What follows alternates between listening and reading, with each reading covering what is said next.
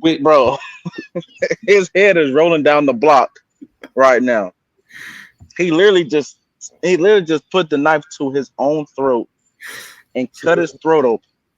So He let's literally just just defeated his whole purpose of the video that he made to respond to us.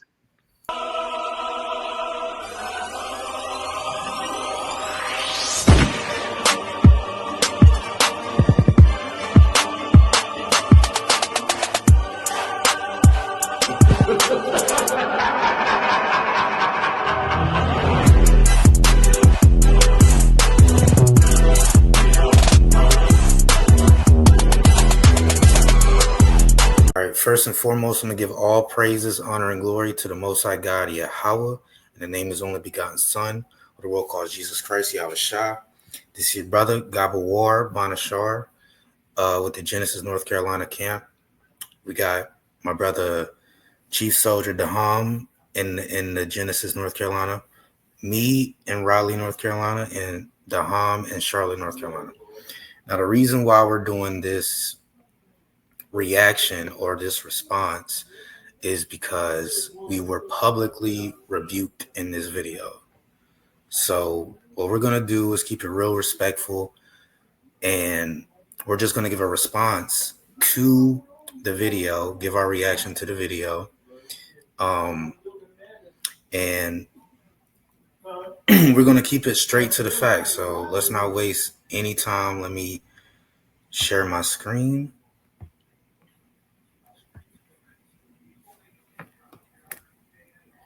And let me see. All right. Dom, you see the screen that's on there? Am I sharing my screen there? I don't see it. You don't. Okay. Let's see.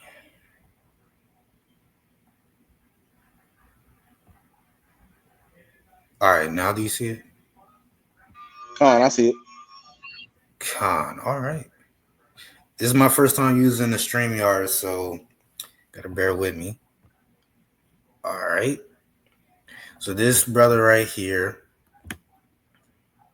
said that wearing hats while teaching the Bible is going back to Greek gods, worshiping Greek gods, Greek idolatry. Right? So we're going to hear him out and then we're going to respond to it. all right, Kahala Yahweh, Bahashem, Yahweh Shai, Bahashem, Rakakadash, for giving me the spirit to do this lesson today upon covering your heads while prophesying, and covering your head while praying. I'm going to go over why it is unlawful to do these things and what I learned from the scriptures, and just trying to correct a couple of brothers in this truth, because some of us, we tend to go about our way and think that we got it all and we got it right and stuff like that. I just want to go ahead and pull up this post that I put on Facebook. I said, covering your head, conducting the ministry goes back to sacrificing to a Greek god, right? Jason, high priest from 2 Maccabees chapter 4, brought in the Greek customs of wearing hats into the ministry. The Gentiles were called Greeks for the customs they partook in and became Hellenized because of the practice of Hellenization. Here's the part where sin takes place. It's when you worship other gods, right? Remember the origins of these customs and why Paul wrote those letters to the church of Corinth that the Israelites may come out of the Greek fashions. Now, I had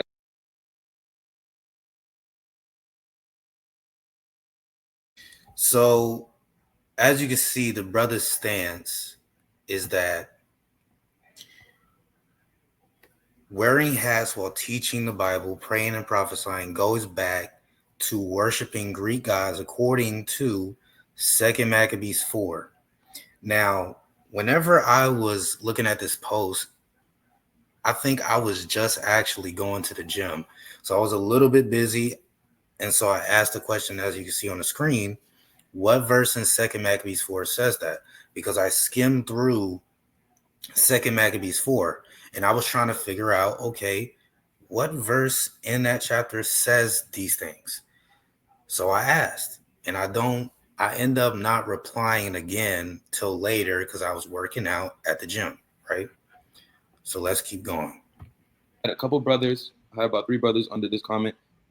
He said, what verse in 2 Maccabees chapter 4 says that? And I brought out 2 Maccabees chapter 4, verse 12. For it says, for he built gladly, right? For Jason built gladly, the high priest, a place of exercise under the tower itself, and brought the chief young man under his subjections and made them wear a hat. Now, I just want to read to y'all 2 Maccabees chapter 4 to bring out this context and have an understanding of what it says in 2 Maccabees chapter 4, verse, we're going to start at verse 7 from the top.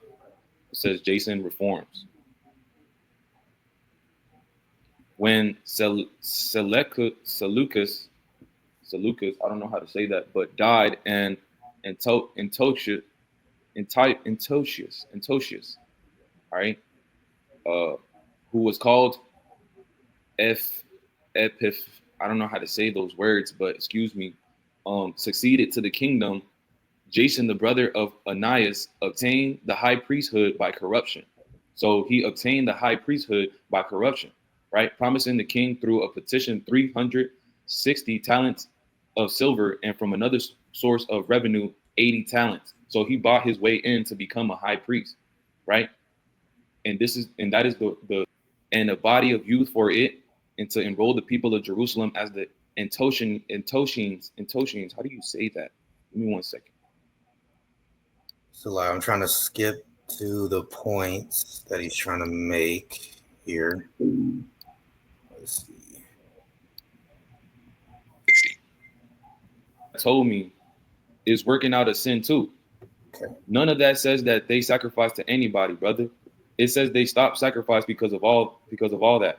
Bring it together back home, because that verse ain't doing it for me sincerely. I said, what does working out got to do with what I'm bringing out? Right? Because working out is not a sin. And what I'm bringing out is that prophesying with your head covers is a custom coming from Greeks. We all know that working out is not a sin because, right, in second, hold on. And I'm going to bring out a scripture where it says in Romans chapter 12, verse 1. We agree with this, so we don't really have to hear his explanation of why working out is not a sin. So I'm going to try to skip through that. Be a living and holy sacrifice instead of that is lawful. Ain't nothing wrong for bodily exercise. So training is good, but perfecting yourself unto the most of what I'm trying to bring out. And he just brought out another subject. Another question is working out a sin too. To answer your question is not. And then he says none of that says they sacrifice to anybody, brother. If you're sacrificing, coming back to 2 Maccabees chapter 4, right? Let's just cut down to where it says, first of all, gymnasium, the Latin word for gymnasium. I want you guys to see this. And this right here is very important too, what he's going into, because it's going to let you know in verse 12 what the unlawful acts are that Jason put in, right? So, and this is what they used to do back in the days.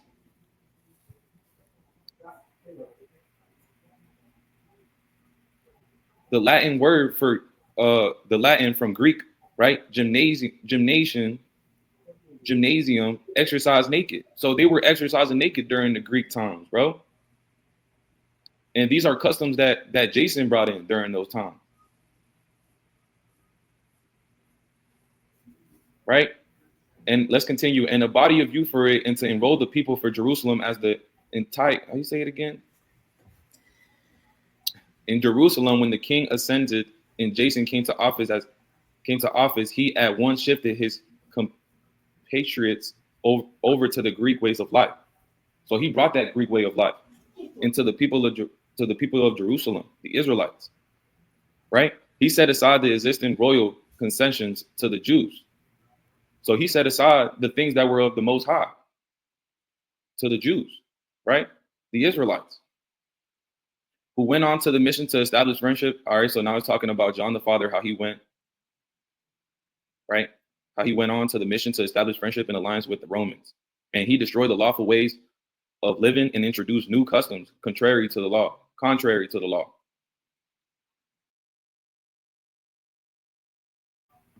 Now, verse 11 is where this is what's important, right? Because verse 11 says at the end, and he destroyed lawful ways of living and introduced new customs contrary to the law. Now, what verse 12 is going to show you is what custom is contrary to the law. Now, if you can't prove that the hat, wearing a hat, is contrary to the law, then you can't say that wearing a hat is contrary to the law, right? So let's continue with.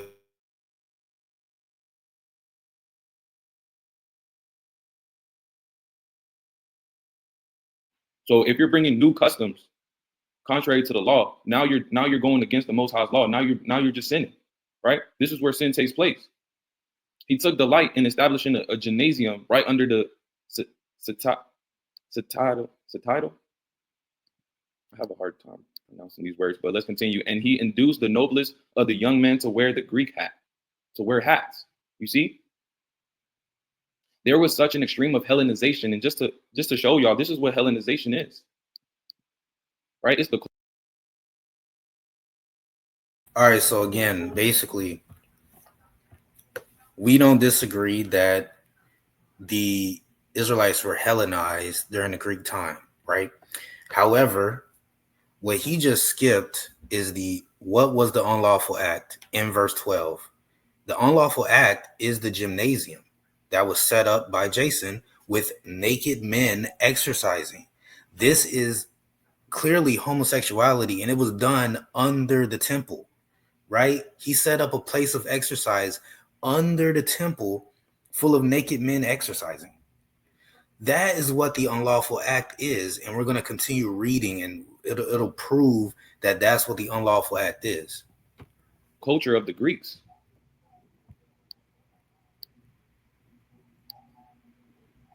So we're going to skip this because we understand in a slow rate from the Sicyon Greeks in the ancient period. Calling what I'm saying, like people brought these, and one of those things where the so we already understand that the Israelites were Hellenized, right? We understand that fashion of Greeks to wear hats, right? Let's continue. 2 Maccabees chapter 4 verse 13. There was such an extreme of Hellenization and an increase in the adoption of foreign ways because of the surpassing wickedness of Jason, who was ungodly and no true high priest. He was no true high priest. Why wasn't he no true high priest? Because he bought his way in, right? That's the corruption of it. That the priests were no longer intent upon their service at the altar, despising the sanctuary and neglecting the sacrifices. They hurried to take part in the unlawful proceeding in the wrestling arena after the signal for discuss throwing, disdaining the honor prize by their ancestors, and putting the highest value upon Greek forms of prestige. Now, I think he read it in the GNT. So what I want to do is read it in the KJV. So let me I guess stop sharing this screen and let's see. We're now going to share this screen here. And okay. Right, so now let's go ahead and read it. This is in the KJV, right? And we're going to read 2 Maccabees 4, 12, all the way down to 15, I believe. So it says, for he built gladly a place of exercise under the tower itself and brought the chief young men under his subjection and made them wear a hat. Now such was the height of Greek fashions and increase of heathenish manners through the exceeding profaneness of Jason, that ungodly wretch and no high priest, that the priests had no courage to serve any more at the altar, but despising the temple and neglecting the sacrifices, hastened to be partakers of the unlawful allowance in the place of exercise. After the game of discus, called them forth. So this is the unlawful act that's in verse 12, is the place of exercise. What's going on in the place of exercise? Naked men working out. That's the unlawful act, right? So now let's stop sharing the screen. Let's go back to the video.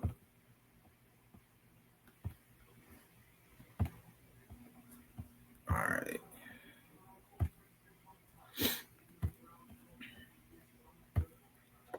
For this reason, heavy disaster overtook them. Now, who did those heavy disasters? The Most High. You reap what you sow. And those whose ways of living they admired and wished to imitate, right? For those whose ways of living they admired, right?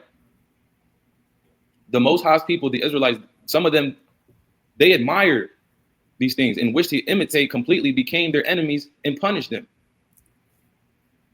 Let's read that again. For this reason, heavy disasters overtook them, and those whose ways of living they admired and wished to imitate completely became their enemies and punished them. It is no light thing to show irreverence to the divine laws, right? It is no light thing to show irreverence to the Most High's laws. So if you're going against the Most High's law, you better prepare yourself for the consequences that may come. For an example, if you eat pork, you know what's going to come with that. All right, any type of disease, any type of stomach pain, any type of health problems could come with that, because it says in the Bible to not eat pork because it is unclean unto you, right? Here's Jason introducing Greek customs again. And so this ties in with 1 Corinthians, right? This ties in with 1 Corinthians chapter 11, verse 4. When Paul wrote letters, right? When Paul wrote letters, just to let y'all know, look at this. 1 Corinthians chapter 1. He is writing letters to the church of Corinth, the people of the Most High, the saints. And we already understand that. And I'm going to address 1 Corinthians 11 after we fully established to clarify 2 Maccabees 4. And we're going to look at in the law examples where we are covering our head in the ministry, praying or prophesying, right? We're going to look at that too. And then I'm going to look at 1 Corinthians 11. Right here. Paul, called to be an apostle of Yahweh through the will of Yahweh, and so things our brother. So let me kind of skip through this.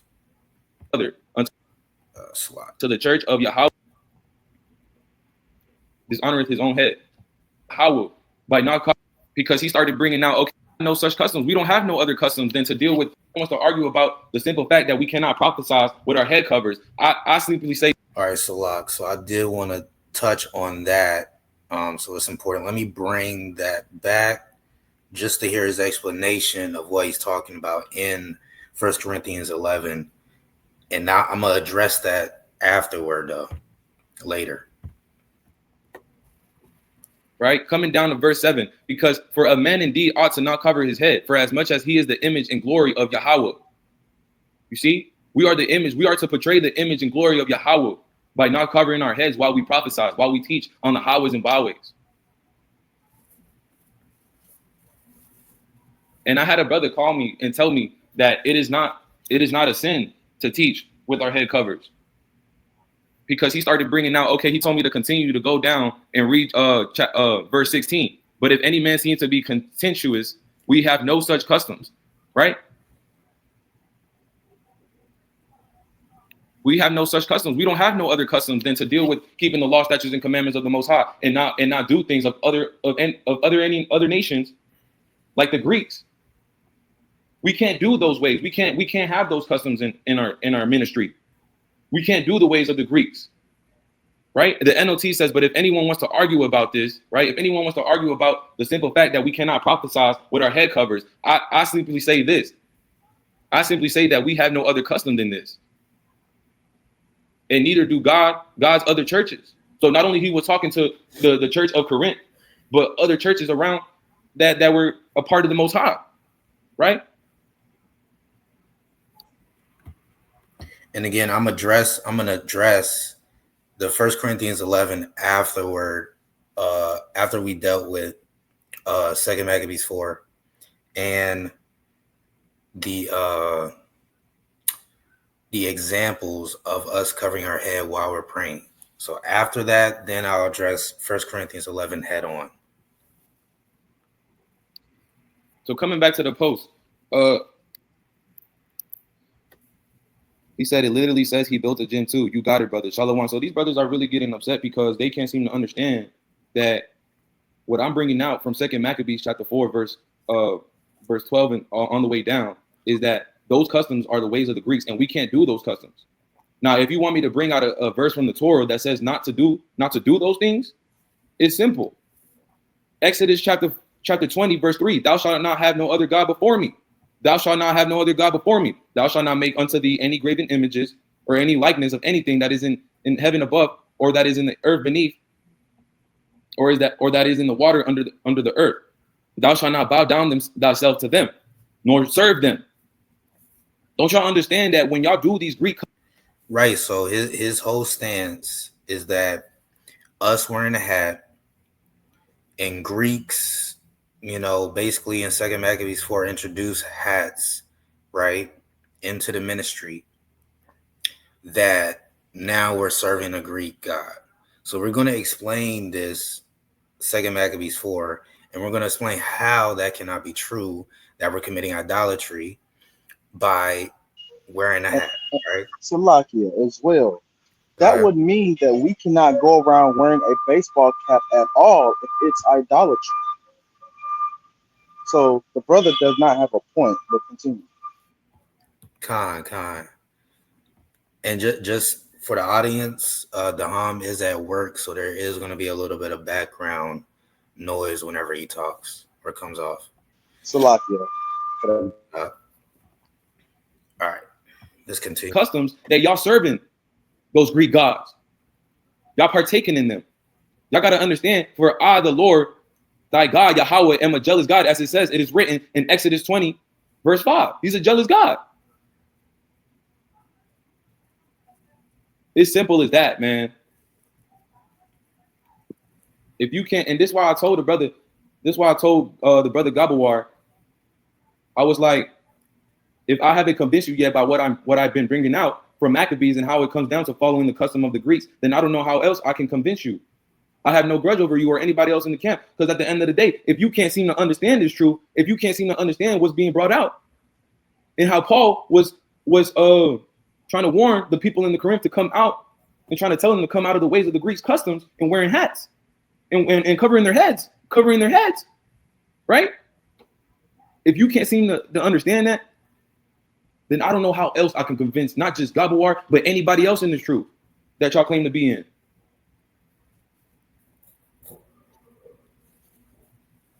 Okay? Where does it say? He says, where does it say in that verse that he made them wear a hat while praying or prophesying? I just told him. 2 Maccabees chapter 4, verse 12, and made them wear hats. All right, so this is where, like, the brother's not being sincere at this point, because at the end of the day, this is the first time that I have been aware that somebody thinks that wearing a hat goes back to idolatry. Now, I've heard people say that wearing a hat while you're teaching is a sin. I've heard that before. I've never heard somebody say it goes back to Greek idolatry. So I was curious to how they came to that conclusion. So I asked a simple question. I was like, okay, what verse in 2 Maccabees 4 says that? He brings out 2 Maccabees 4 and 12. Later on, after I'm done at the gym, I go ahead and I go back to the post. I see it, and I give another question because I'm wondering. Because in the verse, I'm reading it, it does not say anything about praying, prophesying, doesn't say anything about sacrificing in the temple, nothing, right? It just says, made them wear a hat. So I'm sincerely asking this brother to show the proof. That's all I'm asking the brother, right? Continue. They had hold on, they had like some type of robe and stuff during those times. You know how the Greeks, you know how they used to dress? Togas. They had togas. Look at this. And look how they covered their heads. This is what Paul was writing to them. But this is not a hat though. This ain't a hat. So I don't understand what this brother is even talking about here with the toga, because we wear head covers. This is what Paul was trying to get them to come out of, to stop doing these type of things, to stop. If you're going to prophesy, to not go out there and do that, not to cover your head and do this. They were lost by those customs. They were lost. Paul was trying to get them to come back to doing the Most High's law. Right here, I told him, I said, yes, he built a gym. This is me replying back to Kasha. Yes, he built a gym, and they did exercise in nudity. Those are heathen customs. The shit Greeks used to do. But the point I'm bringing out is how he always endorses the hats during our teachings with them togas they used to wear. If you had the spirit, you will understand. You damn right. And then I told Gabawar, because Gabawar want to say, where does it say in that verse that he made them wear a hat while prophesying or praying or prophesying? I told him, just do your studies, Gabawar, and stop fighting the fact that covering our heads is a thing Yahweh Ba'ashem, Yahweh Shah wouldn't allow during our teachings and prayers. It's clearly written in 1 Corinthians chapter 11, verse 4, for the correction to the people in Corinth and the custom of it are the ways of the Greeks. If you're going to do these things in the ministry, do it right. Do it right. And then he want to say, I was literally. Now here's that's like me at camp teaching the Bible, right? This is me at camp teaching the Bible. A Christian comes up, asks me a question about the law. He asks 2 sincere questions, and I tell him, you know what, brother, just go do your own studies and stop fighting the fact that you got to keep the law of God. Does that make any sense? That makes no sense whatsoever. Right. So I'm genuinely asking the brother a question, and what does the brother do? He tells me to go study for yourself and stop fighting. And then he tells me that if I'm going to do things in the ministry, to do it right. And he says, shalom to both of you niggas. Now, at this point, I'm like, okay, you just disrespected me, because all I did was ask questions. I didn't say anything insulting. I didn't throw any shade toward the brother. And that's how he answers me back. Doesn't make any sense. Asking genuinely, but since you're right, he knows I'm right, but since you're right, you can. Now, when I say, but since you're right, I'm literally being sarcastic. So I'm this brother can't notice when a brother just being sarcastic, because I was like kind of over the argument a little bit, right? You can have the king, but he want to keep on going back and forth. Because I told him not generally brought it out. I could have ignored all the comments, but since I got nothing but love, right? I decided to edify like how shit's supposed to be handled. Now again, he said, I decided to edify like how shit's supposed to be handled. So he's basically telling me that you're supposed to be teaching like this, basically. This is how you're supposed to be edifying. That's what he's telling me right here. As simple as that. So then I respond back. He's gonna read it. Then he want to say I have a grudge. Y'all just be coming up with anything. Right. So he just said grudge. Okay. So I'm gonna read what I said. I said, these little shots you taking makes it clear you got a grudge against brothers. There's a way of going about correcting brothers. You could have convinced me of the truth, yet instead you tell me to go and study like I don't. Lord willing, I will see you in the kingdom, King. Right. So I'm being real respectful, but I'm telling him, like, you could have convinced me of something, because I was literally being sincere. But you're taking all these little shots, these little comments, these little slights on the side when I'm not even doing none of that. Right? You saying anything. He want to say these little shots you take and makes it clear you got a grudge against brothers. There is a way of going about correcting brothers, he says. You could have convinced me of the truth. I just did convince you of the truth. And if that ain't enough, then you just going about your ways. You're stuck in your ways. You're stuck in the Greek ways, to be specific. And just to address that, like, for me, I rarely cover my head. Whenever I'm teaching, I rarely wear a hat, because usually I have an afro. The only time I cover my head when I'm teaching is whenever I have a hoodie when it's cold, right? And then I cover my head. So I really don't care that much about covering my head. But what's right and what's wrong according to the laws of God is what I care about. And according to the laws of God, wearing a hat while teaching is not a sin. Simple and plain. Very simple and plain. Yet instead you tell me to go study like I don't. Nobody said that you didn't. I told you to go study and that's it. 2 Timothy chapter 2, verse 15. Study to shew thyself. And there's nothing wrong with telling a brother to study. But if I ask you a question, you should be able to answer it. You gave a public post. I'm asking a public question. You can give a public answer. Approved unto Yahweh, a workman that needeth not to be ashamed, rightly dividing the word of truth. Right? Study to show yourself approved unto the Most High. Am I wrong for telling this brother to go study? Am I wrong? Am I holding a grudge against him because I said that? I think not. So And he has my number, so I told him. Salakia, I have to interject. So, with this brother telling you to go study, right? I would just pose to him one question: show me in the Torah, out of the mouth of God, of the Most High God, that wearing hats is a sin. Therefore, if the brother cannot prove it, he's therefore adding to the law, and now that's a sin, and now he is in sin. So I just posed that one question, that he has to go into the Torah, into the laws, statutes, and commandments, and show me where wearing a hat is a sin. That's all I have to ask the brother. Right, and that's an excellent point, right? He's just gonna go to Exodus 20 and bring up the idolatry, but he has to prove that wearing a hat while teaching, praying, and prophesying is idolatry, which he can't. I hate going back and forth on the internet. If you genuinely want to talk about it, right, go in depth. But don't worry, now I'm making this video so you can go over and watch it. Right? Have a one-on-one convo. You could have called me. You got my number. Where did my dad? Now he skips my last thing that I say right here, so I'm gonna just read it. Right. So this was the last thing that I was gonna say on the post. Right.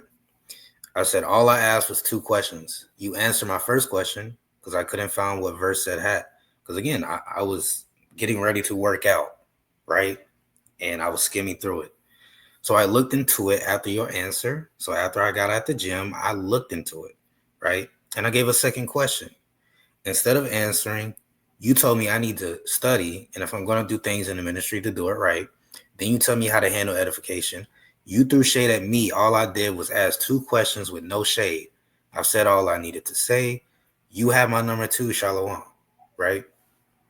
And I left it at that. Now, I think this is the end of what he was bringing out in 2 Maccabees 4. So let's go ahead. Before we get into the scriptures that Daham ended up giving to him and the examples, right? We're going to actually explain 2 Maccabees 4 and 12, how it can't be idolatry, right? So let me stop sharing the screen. And I've already explained what the unlawful act in 2 Maccabees 4 and 12 is, which is the place of exercise where naked men are exercising, right? That's the unlawful act, not wearing a hat. But now let me get, well, what specific hat is in 2 Maccabees 4? So I'm going to share my screen here. And the hat that's being referred to, now he read it probably in the GNT, it literally says Greek hat, right? So in 2 Maccabees 4 and 12, there's a Greek hat. This is the word, right? And this Greek hat usually is called petassos, right? So it's a specific Greek hat, okay? You know what? I didn't even share the screen. My bad. Salakia. All right, so again, there's a Greek hat in the 2 Maccabees 4 and 12, and it's a wide-brimmed hat, a traditional headgear of Hermes. Now it is on the god Hermes, right? So now let's go ahead and show what this looks like. So we're going to escape there. Now we're going to show what this hat looks like. The Petassos hat. This is the Greek hat right here. Now, as you can see, is usually got a brim that goes all the way around your head, right? This is the Greek hat, okay? Now, no brother I know that teaching out in the camp, that teaching, you know, on the highways and byways is wearing a Pitasso's hat. Like, nowhere that I've seen anybody wear a Pitasso's hat. And my bad, I still forgot to share the screen. Slakia. So again, sharing the screen, this is the Pitasso's hat, right? No brother I've ever seen wear a Pitasso's hat.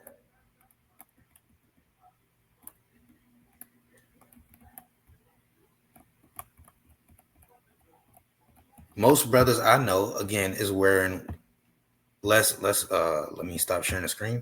I'm gonna share this is what most brothers are usually wearing. Now, not most brothers are a Yankees fan, but usually it's a baseball hat like this. This is usually what they're wearing. That's number one. Now, let's go ahead and see whether or not even wearing a Pitasso's hat is going into worshiping a Greek god by the ancient Greeks. So we're going to share the screen and let's see. All right. Add it to the stage and I'm going to read it, right? So this is the Pitasso's hat, right? While the Pitasso's, a broad-brimmed hat, was a common item of clothing and travel accessory in ancient Greece, there's no strong evidence suggesting its direct and widespread use in ritualistic worship of any specific god. However, the winged Pitassos became a symbol of the messenger god Hermes, right? So it's on Hermes, but they don't use it in ritualistic worship, right? Very simple and plain, right? It's a practical hat that's used for travel. That's what it is. Now let's look at the other ritual objects. Let's look at what things that they actually used in ritualistic worship to their gods. In ancient Greek religious practices, other objects like the kerykeion, herald's staff, or caducees, animal sacrifices, and libations, liquid offerings, were more prominent in ritualistic worship. No direct evidence. While the winged Pitassos became associated with Hermes, there's no widespread evidence that the Pitassos in general was used as a ritualistic object in the worship of any Greek god. Very simple and plain, right? As you can see, very simple and plain, the Pitassos, that Greek hat, is not used to worship any Greek god. It's not used at all. So how then can you say in 2 Maccabees 4:12 that is idolatry right there? The unlawful exercise tells you in verse 14 what it is. I mean, the unlawful act tells you in verse 14 what it is, which is the place of exercise, right? Naked men exercising naked. That is the unlawful act, right? So now let's go back to the video, because now we're going to get into the examples where, you know, we're covering our head while praying or in the ministry. So let's go back to the video. And let's see. Sure, add to the stage. All right. And then here's another brother, Dahan. He said, but is it a sin to cover your head? After I just brought it out that it is. While prophesying and praying, yes. They are customs of the heathens. Grecian customs that high priest Jason from Maccabees brought to the ministry that goes off. He said, show me in the Torah. And a point that I want to say is that just because something is a heathen custom, what is a custom? It's a law, right? It's a heathen law. Just because something is a heathen law doesn't mean it goes back to idolatry, right? It's a heathen law here in America where you have to pay taxes. Now, during the time of Christ with Caesar, he was charging taxes too to the people. What did Christ tell them? He said, pay to Caesar what you owe, and also pay to God what you owe. It's that simple. Where it's a sin, where it says I cannot wear a hat while teaching. I told him it's a heathen custom. I told him, my nigga, it's a heathen custom, bro. It's idolatry. a Greek custom brought forward from the priest Jason in the book of Maccabees chapter 4. I told him to read. And here's a verse from the Torah, Exodus chapter 20, verse 3. Thou shalt have no other God before me. Thou shalt not learn the ways of the heathens in Jeremiah chapter 10. And I told him, how long would you simple-minded continue to do such things? Y'all got to come out of that shit. Where am I dead? He told me if that's the case and it's a sin, change your profile picture. Stop being over righteous. It will lead you to your own destruction. I'm not even wearing, first of all, in this picture, I'm not even prophesying and I'm not praying. And another thing too, in this picture I have right here, I'm wearing a scarf over my head. Not over my head, covering my forehead. You see? It's covering my forehead. I have it in this picture too, right here. You see? Enough has been said, bro. But coming back to this post, because he started going to 2 Samuel.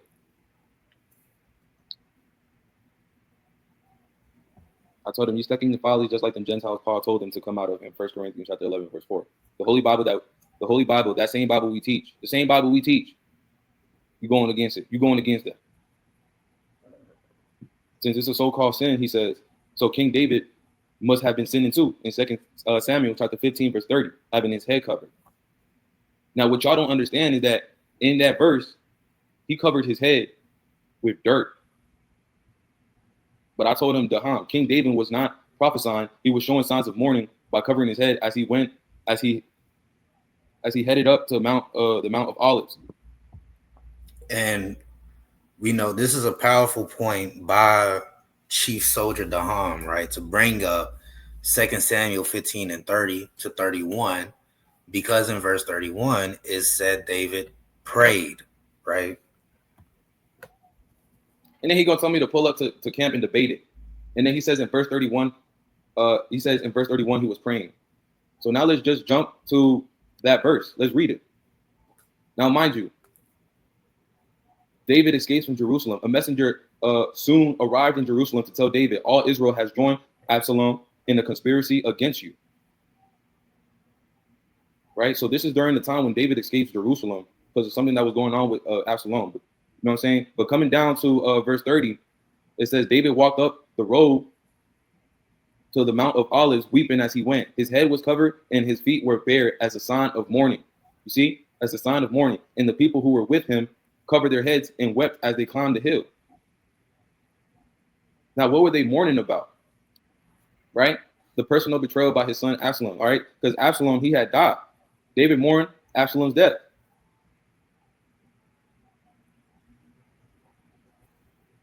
These actions are signs of mourning, humility, and deep grief, right? His head being covered and barefoot are signs of mourning, humility, and deep grief. Now, coming back to verse 31, it says, when someone told David that his advisor, here we go with these big words, Ahithophel was now back in Absalom, David prayed, oh Lord, I'm going to just bring out the pronunciation for that. Now, as it was read, 2 Samuel 15 and 30 to 31, it tells you that David, not only David, but the people that were with him covered their heads. Now, he's asserting that is dirt. It doesn't say that in the verse, right? And David prayed with his head covered, right? Very simple and plain. Now, we're going to go into the Hebrew to prove that is basically using the same terminology that you see in 1 Corinthians 11 with Paul saying to not cover your head, right? But let's keep going.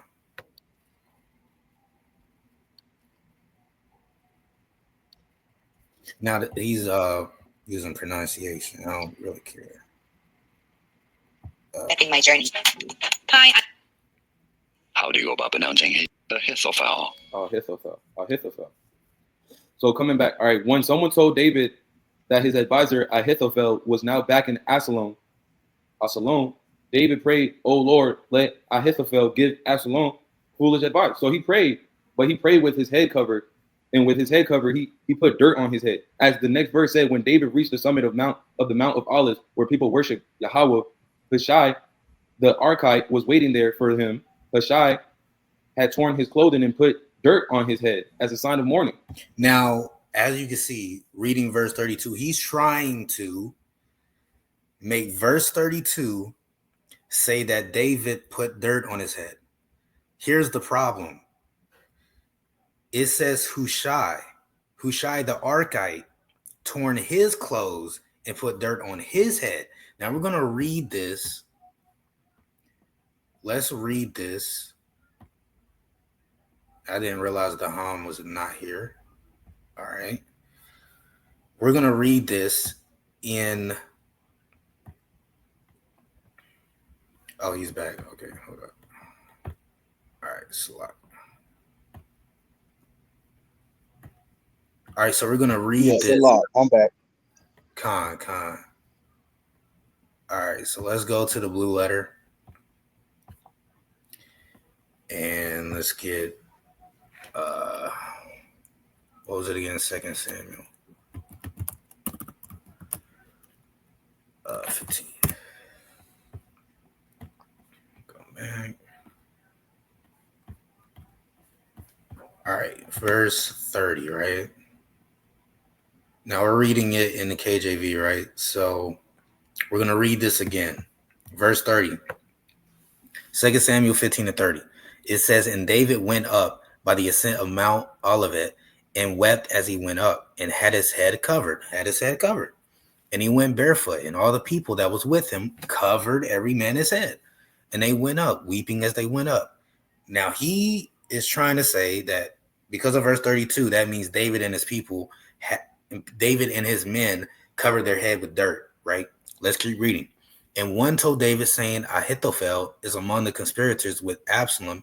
And David said, O Lord, I pray thee, turn the counsel of Ahithophel into foolishness. So again, David is praying with his head covered. Even if it's dirt, let's just say it's dirt, he's still praying with his head covered, right? But it's not dirt. And we're going to prove that. Keep reading. And it came to pass, meaning what? It means afterward. And it came to pass that when David come to the top of the mount where he worshiped God, behold, Hushai the Archite came to meet him with his coat rent and earth upon his head. So who is the one that had dirt on their head? Hushai the Archite. Now there's no denying that in a time of mourning, yes, it's a custom with the Israelites to tear their clothes and put either dirt or ash on their head. I'm not going to deny that there's instances that happens. But here it doesn't say that. Here it says Hushai the Archite had his clothes torn and earth upon his head, not on David, right? Now we're gonna look at let's go ahead and look at the word here for covered. And it's the Hebrew word hapa, H2645. And it's just, the Strong's definitions, right? It says to cover, by implication, to veil, to encase, protect, seal, cover, overlay, right? So it's talking about like a veil, something that's covering your head. Very simple and plain. It's not talking about dirt. Where is it talking about dirt here? In Salakia, I don't know if I had. Was that sharing screen? Yeah, I think. Oh, yeah, you good. Okay. All right, so let's go. Let's see. Go back, I think. All right, so I think I'm done with that. And Salakia, another point as well. When I gave him the 2 Samuel 15-30 scripture, the brother has yet to refute it in any way, shape, or form. So he had nothing that he can come back with that, because that's King David.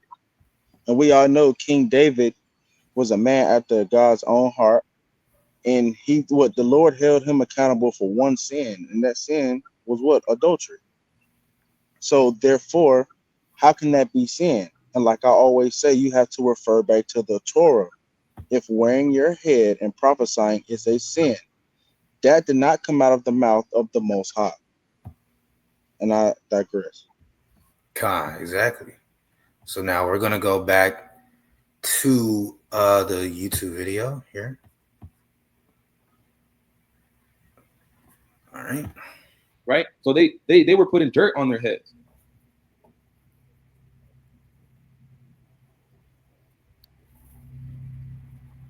Okay. So now we remember that in 1 Corinthians chapter 11, verse 4, it says that every man praying or prophesying having his head covered dishonoreth his head. Now King David was going through a time of dishonoring.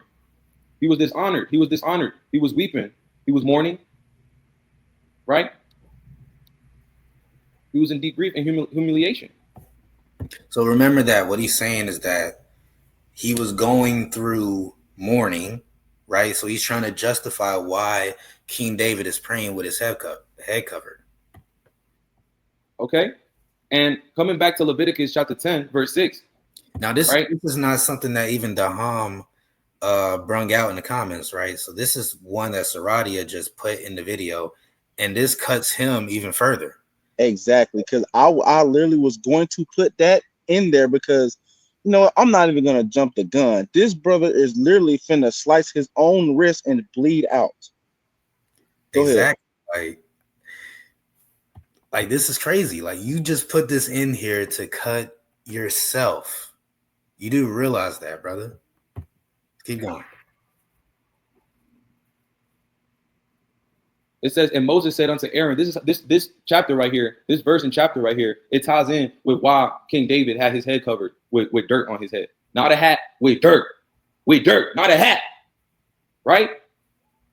Moses said unto Aaron and unto Eliezer, how you say it? And unto Ithamar, his sons, uncovered not your heads, neither rend your clothes, lest ye die, and lest wrath come upon all the people. But let your brethren, the whole house of Israel, be well the burning which the Lord hath kindled. That's strike one. It says, not let them uncover their heads. Exactly.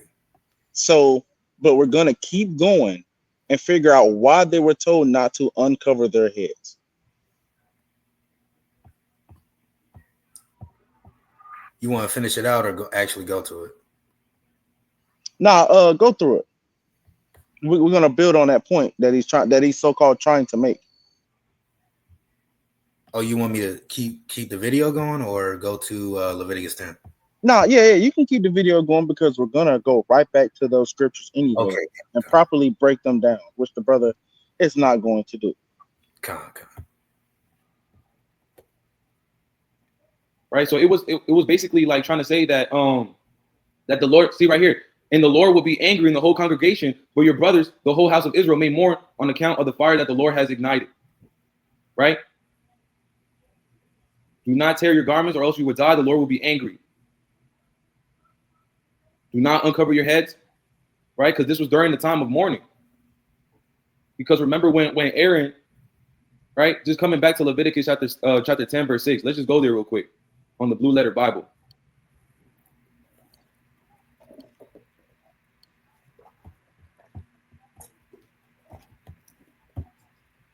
So look, and Nadab and Abihu, I don't know, the son of Aaron, took either of them his censer and put fire therein and put incense thereon and offered strange fire before the Lord, which he commanded them not. And there went out fire from the Lord and devoured them, and they died before the Lord. So they did something that they were commanded not to do, and they got punishment for that. They got judgment for that.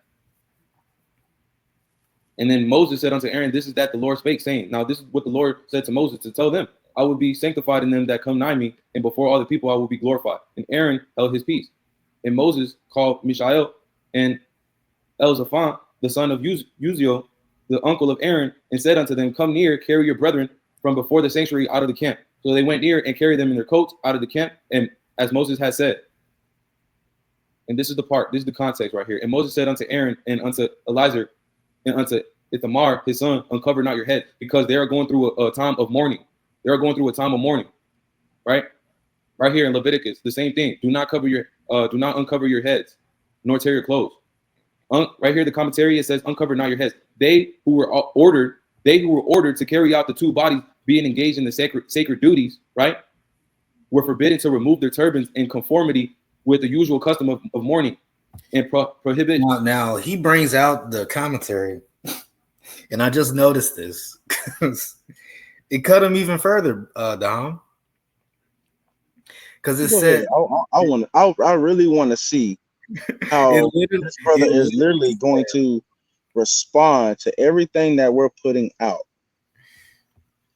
But look, listen to this again. It says, "Uncover not your heads. They who are ordered to carry out the two bodies, being engaged in their sacred duties, were forbidden to remove their turbans, not dirt." Right. And you want to know the crazy thing about it? They're doing a work with their head covered. Exactly. They're doing a work with their head covered. When we go out here and prophesy to the people with our head covered, that is a work that this brother fails to realize.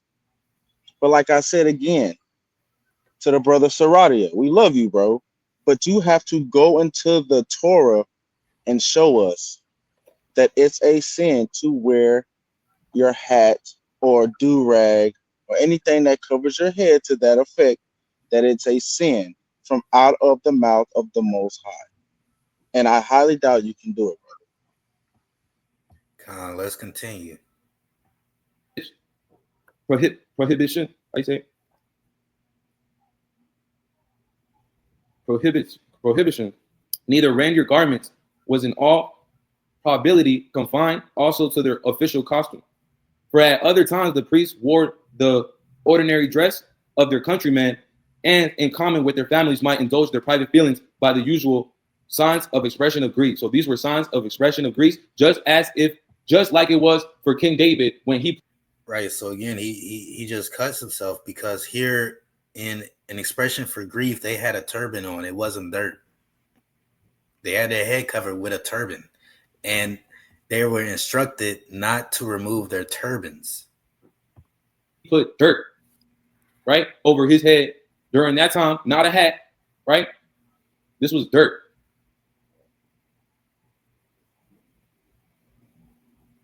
For a sign of mourning, humility, and deep grief. It says turbans, bro. He just skipped that whole part about the turbans, bro. Like, it's crazy. Something right there, right in front of your face that you're reading, and you just skip over it like it doesn't matter at all. So yeah, I mean, he prayed unto the Most High with technically his head being covered, as it was written. Now here, what did he just say? Let me rewind that back. Wow. Hey, unto the that Most brother, High, bro, his head is rolling down the block right now. He literally just put the knife to his own throat and cut his throat open. He literally just defeated his whole purpose of the video that he made to respond to us. Exactly. Let's just listen to it again. That's ridiculous. For a sign of mourning, humility, and deep grief. So yeah, I mean, he prayed unto the Most High with technically his head being covered. So what are we talking about here? David prayed to the Most High with his head being covered. What are we having this back and forth discussion about? You just admitted that he prayed to the Most High with his head covered. And again, like earlier, he said that it wasn't being covered by a hat, it was being covered by dirt.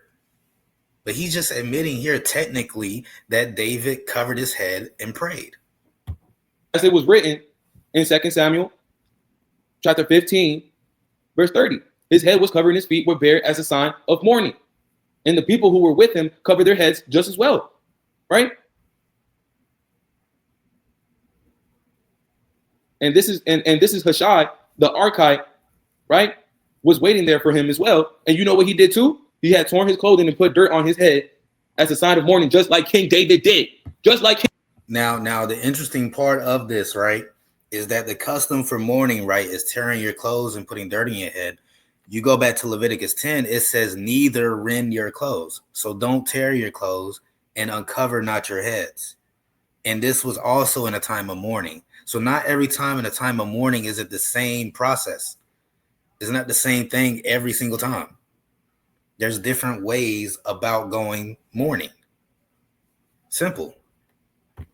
King David did. He put dirt on his head as a sign of mourning. And they both prayed. David prayed, oh Lord, let, however you say that, Ahithophel give Absalom foolish advice.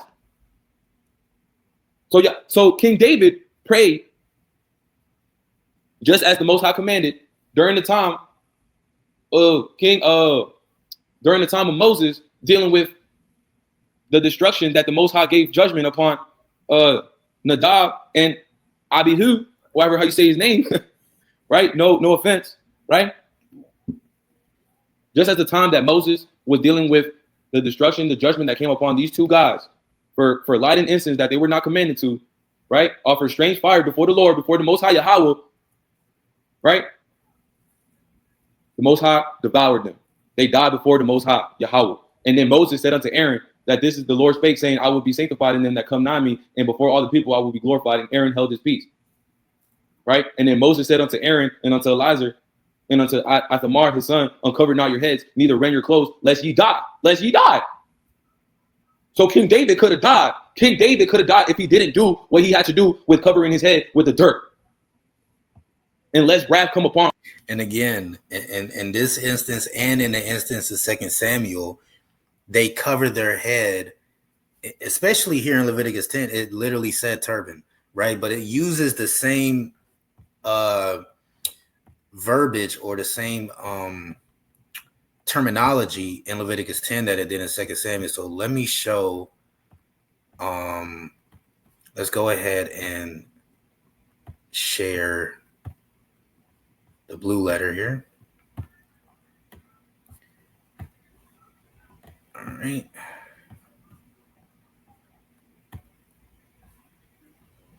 And let's go to verse 6, uncover. It's the same. It looks like it's close to the same Hebrew word, para. Let's strong uncover. Let's see. Okay, so it's mostly it's just mainly talking about uncover, loosen, expose,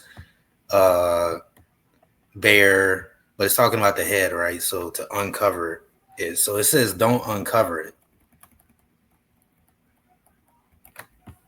So now let's go ahead and go back. You know what? Hold on. Let me go back to 2 Samuel 15, because so it's the Hebrew word para. Let's see in 2 Samuel 15 what the Hebrew word was again.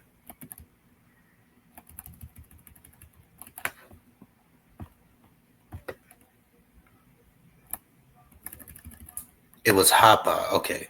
So hapa is talking about veiling or covering, right? In case, protect. In Leviticus 10, it says don't uncover, which is para, which is talking about basically to not loose or uncover what you have on your head, basically. All right, so now let's go back to the YouTube here.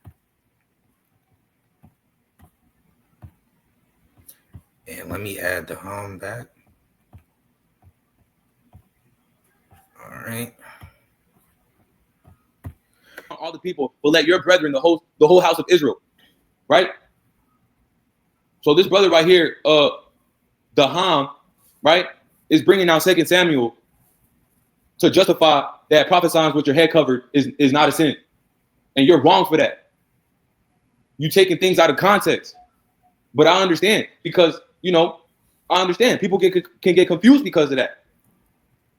But when you start acting like you know it all, right? How about y'all go do your own study unto yourself, like it says in 2 Timothy chapter 2, verse 15. Study to show thyself approved unto the Most High Yahweh. A workman that needeth not to be ashamed. Now y'all look ashamed for that. Salakia, but I openly challenged him to come to camp and we can openly debate it. And he didn't want no parts of the spiritual fade whatsoever. So, but he's saying I'm wrong and I'm taking things out of context. Well, that should give you even more firepower to, hey, come to camp, show me that I'm wrong, bro. But you said it yourself. You did not want the smoke. Exactly. Right? And then he want to say, I'm not, I told him, because he said, pull up to camp and debate it. I'm not going to debate with y'all niggas. If you can't take this correction upon that on behalf of prophesying with your head uncovered is a sin because of the customs of the Greeks, right? If y'all can't understand that, then so be it. The Most High don't deal with y'all 2/3. The point is, I can take correction, sir. It's you that's more so hurt. Your pride is hurt right now. That's why you're yelling. That's why you're speaking the way you're speaking. I just gave you scriptures that said King David had his head covered. He prayed with his head covered. Did the Lord say that was a sin right then? No, he didn't. Well, go ahead, Gabor. Con. Because clearly I brought it out that this is not, that covering your head is not worthy. It's not a good thing to do while prophesying, while prophesying. And if you're praying with your head covered, it's because you did something shameful and you grieving over something. Just like King David did. And we're going to prove that to be a lie in a little bit. Because of the death of Absalom. Right? And just like Moses commanded Aaron, Eliezer, and Ithamar to not uncover their heads because they were doing something for the grief and the loss of those two brothers that died for lighting incense. So there you have it.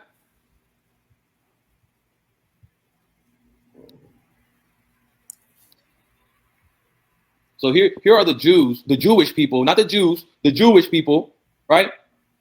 Look how they cover their heads.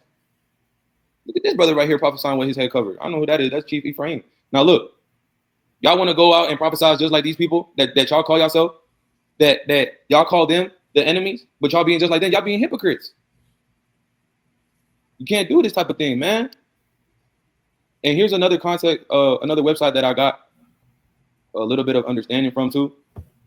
And I'm just letting him finish the video out, and then I'm gonna get my last example, and then we're gonna touch on clarifying 1 Corinthians 11, right? So this is what somebody named Daniel addresses a question just like the Ham, right?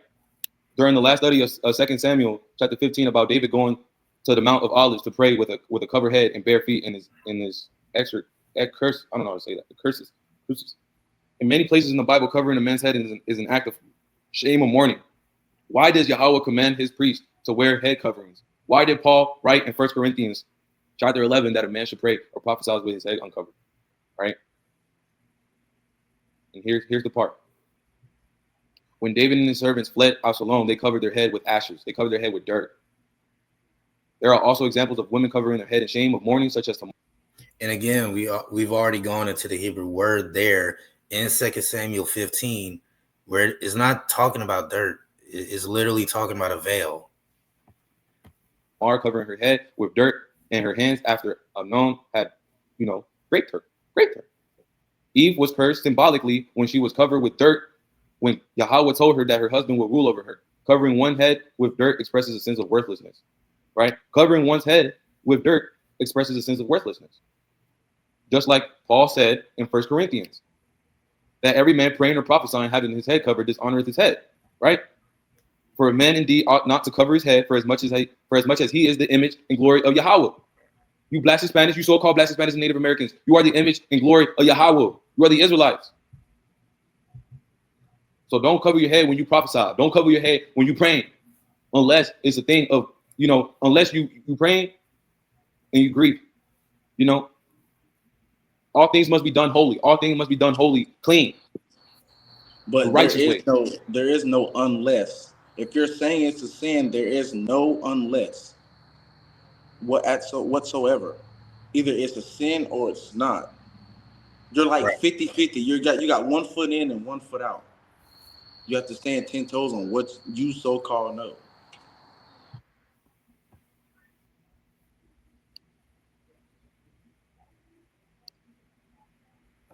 Walking with bare feet is also a symbol of humiliation, shame, fear, and mourning.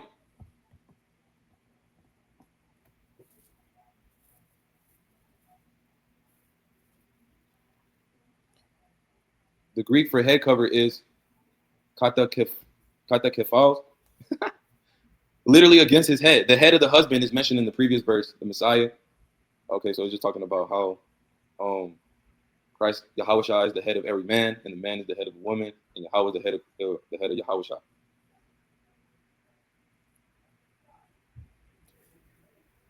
All right, let me see. Because he ain't going to say anything So more. there you have it, man. Is Thinking that I gotta stop. okay. Rewind a little bit. I gotta stop prophesying and like teaching, going on the highways and byways, right? Thinking that I gotta stop. I gotta stop. Hold up.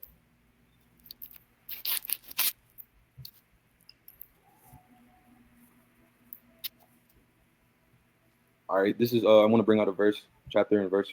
All right. Chapter, This ain't the point. the book of Proverbs, chapter 5, the righteous way. Let's see. James chapter 4, verse 17. All right, so you just Maccabees chapter 4, how this fake high priest Jason bought his way in, brought these Greek customs in, right? And they're the ways of the Greeks, and the ways of the Greeks are the heathens. These are not God's people. And that's why it says, it ties in with 1 Corinthians chapter 11, verse 4, when Paul wrote these letters to the church of Corinth, that every man praying or prophesying, having his head covered, is honoreth his own head, right? When King David went out to the Mount Olives and covered his head, he was dishonoring his head while praying. now see at the end there, he said he was dishonoring his head while praying. So which one is it? Like, did David cover his head or did he not? Like, and was it a sin or was it not? Was it not? According to him, that was a sin right there. He felt shame. Oh, it's up to y'all to figure out what is it that y'all gonna do, whether y'all gonna do. All right, so that's pretty much the end of that video. So now I'm gonna give the last example, and then we're gonna talk about 1 Corinthians 11, right? So the last example, we're gonna go back to the blue letter and go to a scripture. Let's go ahead and share this screen. All right. And this is the book of Exodus, chapter 29. This is the consecration of the priest, right? So we're going to read Exodus 29 and verse 6, right? It says, and thou shalt put the meat tree upon his head and put the holy crown upon the meat tree, right? So what is this talking about, right? It's talking about a turban.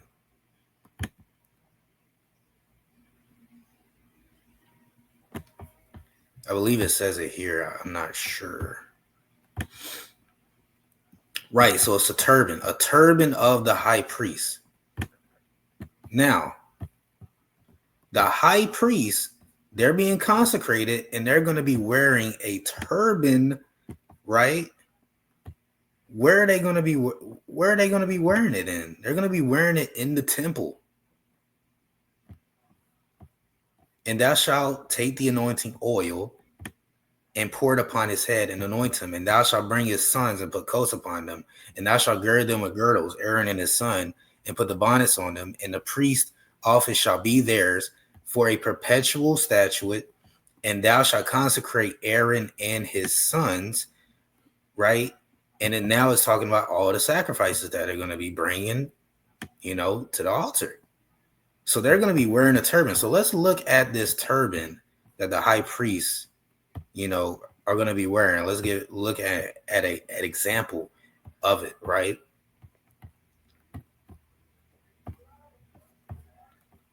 And let's share it. As you can see, it's a head covering. It's a turban. Daham, does that look like it's covering the whole head? To me, it do. So the high priests in the temple offering the sacrifices, they're instructed by God to wear a head covering. They're instructed by God to cover their head in the ministry.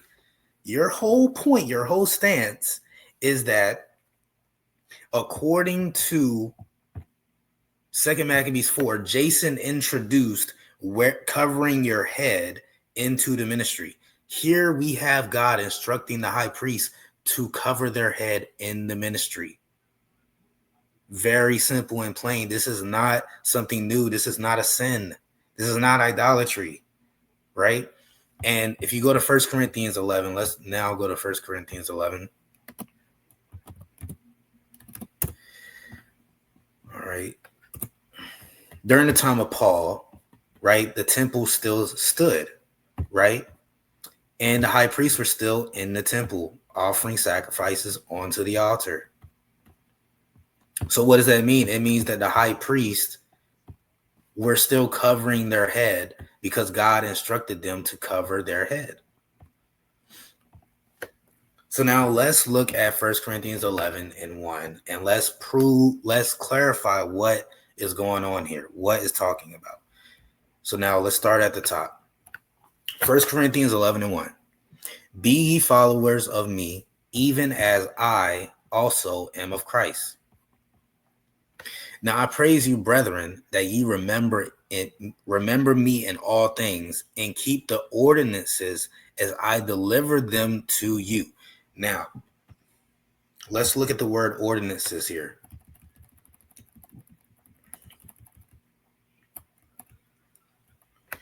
The Greek word for ordinance here is paradosis. What is this talking about? As you can see, it's talking about the translation count is tradition, ordinance, right?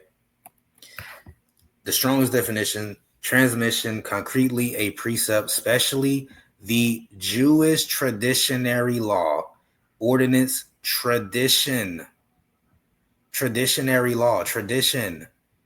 The churches had traditions. It's the same way in Matthew 15, where the scribes and Pharisees got at Christ for his disciples not washing their hands before they ate bread. That's a man-made tradition.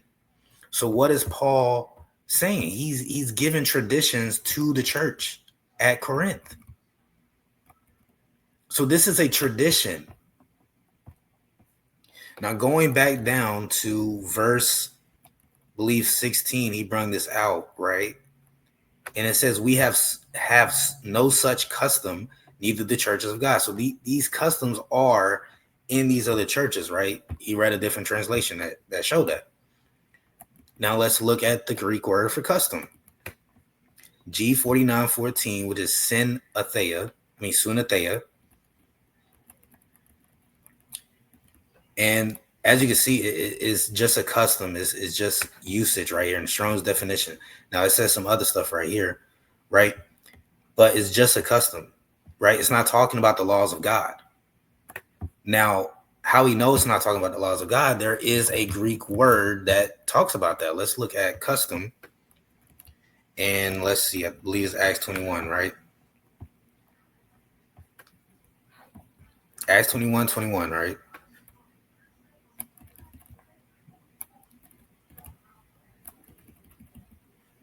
That they ought not to circumcise their children, neither to walk after the customs. Because Paul was getting what? He was getting counseled, right? And they thought he wasn't teaching to keep the law, statute, command. This was a rumor, right? So here the Greek word for custom, slot, is ethos, right? G1485. And as you can see, it says custom manner, custom usage prescribed by law, institute prescription. Strong's definition, a usage prescribed by habit or law. Custom manner, B1. So this is prescribed by law. This custom. Now let's go back. And I believe, all right.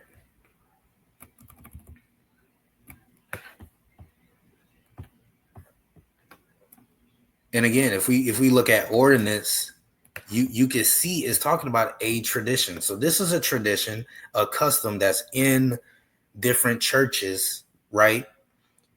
Different churches of God. And Paul is giving this tradition to the people of Corinth, to the saints at Corinth, right? And the reason why is because in verse 3 it says, "But I would have you know that the head of every man is Christ, and the head of woman is the man, and the head of Christ is God. Every man praying and prophesying, having his head covered, dishonoreth his head. But every woman that prayeth or prophesieth with her head uncovered, dishonoreth her head." So what is the image, right, that Paul is trying to portray to the rest of the people that's looking at the church? Is that the woman is covered, has a head covered. Why? Because it represents modesty and it represents submission to her man, because according to 1 Corinthians 11:3, the head of the woman is the man. The head of man is Christ. So that is the tradition that is in these other churches that Paul is giving to the people of Corinth. Very simple and plain. This is not talking about the law, statutes, and commandments. Clearly. And to prove that, we're going to look at Luke 1. And we're going to look at Salaki. So now he would have to say that the women are now in sin because they have their head covered. Well, no, because in 1 Corinthians 11, it says they're supposed to have their head covered. So he would say that if they have their head covered, they will be keeping it. But here, ordinances in Luke 1:6, right? And if you look at, let's look at the Strong's definition. As you can see, it says an equitable deed, by implication, a statute or decision, judgment, justification, ordinance, righteousness. So this indicates that it's talking about the law, statutes, and commandments. Whereas you look at the ordinance that was in 1 Corinthians 11, the ordinance there clearly tells you is talking, about it's talking about a tradition. That's what it's talking about. It's a completely different Greek word where it's literally talking about Jewish traditionary law, ordinance, tradition. So again, this is a tradition that Paul is giving to the church at Corinth. You can't say something is against the law, statutes, commandments if this ain't even lining up with the law, statutes, commandments, because we've shown emphatically that we've covered our head in the ministry. David covered his head while praying, right? Leviticus 10, they covered their head with a turban, not dirt, right? We've proven all of this, right? These ordinances that Paul gave in 1 Corinthians 11 is a tradition. It's a man-made tradition. That's all it is. And I think the last point I wanted to make is if you're going to say that everything that Paul says is a commandment, or that, whatever he says goes, let's look at 1 Corinthians 10, I believe, in the GNT. Now, 1 Corinthians 10 in the GNT, let me share my screen here. And it's the last thing I'm going to go into. And it's the one and only time that I'm going to, basically make a video on this. toward the brother about this topic, right? So now we're going to look at 1 Corinthians 10, and at the top is warnings against idols. Here's the thing, though. 1 Corinthians 10 and 5, he said, you are free to eat anything. Now, this is Paul again. You are free to eat anything sold in meat market without asking any questions because of your conscience. For as the scripture says, the earth and everything in it belong to the Lord. If an unbeliever invites you to a meal and you decide to go, eat what is set before you without asking any questions because of your conscience. But if someone tells you the food was offered to idols, then do not eat that food for the sake of the one who told you and for conscience sake. So he's literally telling you, this is Paul, he's telling you to eat first and ask questions later. Now, if you think everything that Paul said is a commandment, then guess what? Whenever you get invited to a function by an unbeliever, you're just supposed to eat the food without asking questions. What if there's pork in it? What if it's food sacrificed to idols? You've committed a sin. That's going off. That's something that's contrary to the law. Some things that Paul says is contrary to the law. Some things is just a tradition. Some things line up with the Most High God's law, statutes, and commandments. And something is just a rule that he puts in place for his churches. Is that simple and plain, right? Is there anything else, Daham, that you want to add to it? Not necessarily, but at the same time, Paul also said it's a shameful thing for a long man to have hair. But In that we must same not know exactly. But he does not understand. Sorry, there's a lot of noise. You good? But Salakia, he does not understand that there's a thing called a Nazarite vow where you cannot cut your hair. So is that still going off? That brother does not know. So everything that Paul writes is not the emphatic word of God.